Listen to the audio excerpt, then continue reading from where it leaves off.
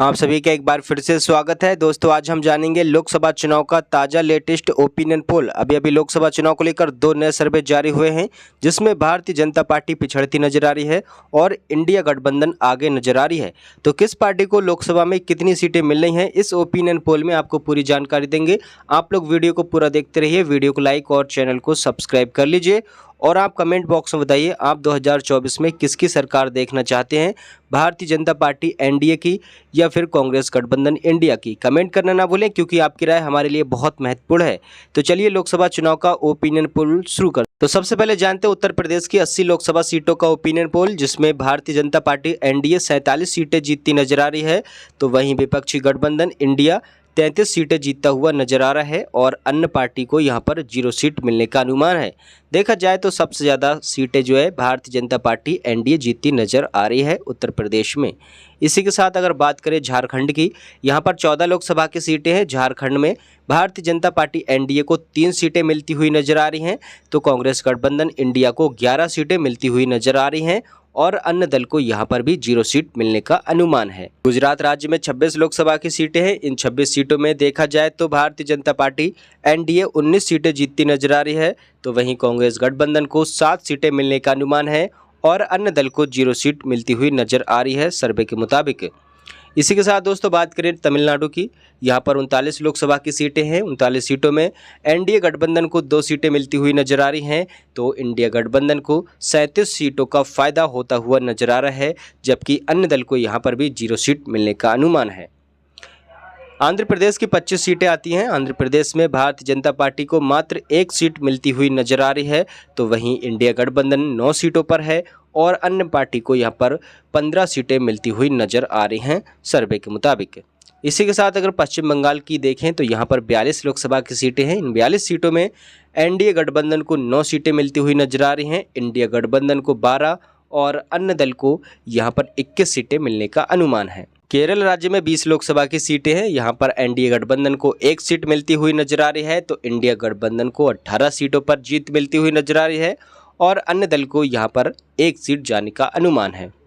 इसी के साथ बात करें बिहार राज्य की, तो यहाँ पर 40 सीटें हैं। इन 40 सीटों में एनडीए गठबंधन को 14 सीटें मिलती नजर आ रही है, इंडिया गठबंधन को 25 सीटें और 1 सीट अन्य दल को मिलती हुई नजर आ रही है। इसी के साथ अगर बात करें मध्य प्रदेश की 29 सीटों की, तो यहाँ पर भारतीय जनता पार्टी को 14 सीटें मिलने का अनुमान है, जबकि विपक्षी गठबंधन इंडिया इस बार 15 सीटें जीतती हुई नजर आ रही है, अन्य दल को 0 सीट मिलने का अनुमान है। छत्तीसगढ़ में 11 लोकसभा की सीटें हैं। इन 11 सीटों में एनडीए गठबंधन को 6 सीटें मिलती हुई नजर आ रही हैं, तो इंडिया गठबंधन को 5 सीटें और अन्य दल को 0 सीट मिलने का अनुमान है। इसी के साथ कर्नाटक अगला राज्य है। यहाँ पर देखा जाए तो 26 लोकसभा की सीटें हैं। 26 सीटों में एनडीए गठबंधन को 8 सीटें और इंडिया गठबंधन को 20 सीटें मिलती हुई नजर आ रही हैं, अन्य दल को यहाँ पर भी 0 सीट मिलने का अनुमान है। अगला राज्य आता है ओडिशा। यहाँ पर 21 लोकसभा की सीटें हैं। इन 21 सीटों में एनडीए गठबंधन को 2 सीटें मिलने का अनुमान है, जबकि इंडिया गठबंधन यहाँ पर भी 5 सीटें जीतती हुई नजर आ रही है, अन्य दल को 14 सीटें यहाँ पर मिलती हुई नजर आ रही हैं। तेलंगाना में 17 लोकसभा की सीटें हैं। इन 17 सीटों में एनडीए गठबंधन को मात्र 1 सीट मिलती हुई नजर आ रही है, इंडिया गठबंधन को 14, 2 सीटें अन्य दल को मिलती हुई नजर आ रही हैं। महाराष्ट्र में 48 सीटें हैं। इन 48 सीटों में इस बार एनडीए गठबंधन को 20 सीटें मिलती हुई नजर आ रही हैं, तो इंडिया गठबंधन को यहाँ पर देखा जाए सर्वे में 28 सीटें मिलती हुई नजर आ रही हैं, अन्य दल को यहाँ पर भी 0 सीट मिलने का अनुमान है। असम राज्य में 14 सीटें हैं। इन 14 सीटों में एनडीए गठबंधन को 7 सीटें और इंडिया गठबंधन को भी 7 सीटें मिलती हुई नजर आ रहे हैं। दोनों पार्टियों में यहाँ पर बराबर का मुकाबला देखने को मिलने वाला है इस बार के लोकसभा चुनाव के आंकड़े सर्वे के मुताबिक। इसी के साथ अगर राजस्थान की 25 सीटों की बात करें तो यहाँ पर एनडीए गठबंधन को 11 सीटें मिलती हुई नजर आ रही हैं और इंडिया गठबंधन को 14 सीटें यहाँ पर मिलती हुई नजर आ रही हैं।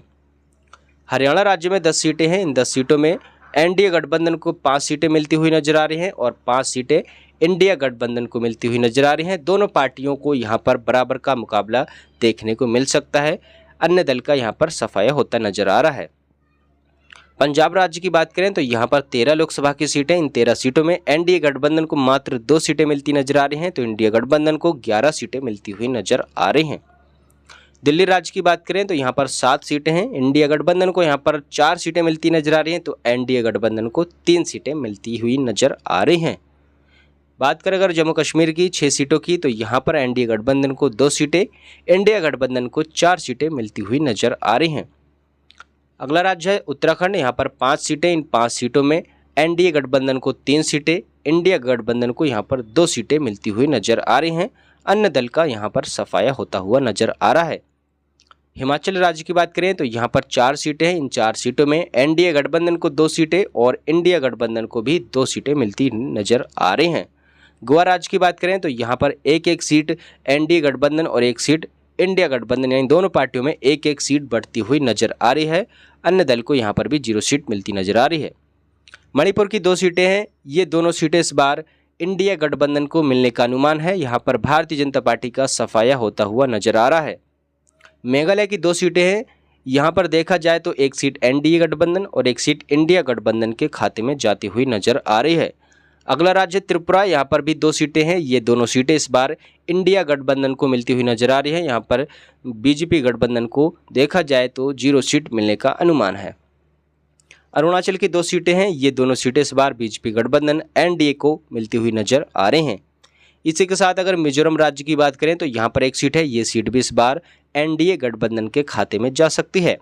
सिक्किम की 1 सीट इस बार इंडिया गठबंधन को मिलती हुई नजर आ रही है। इसी के साथ अगर बात करें नागालैंड की 1 सीट की, तो ये सीट भी इस बार इंडिया गठबंधन को मिलती हुई नजर आ रही है।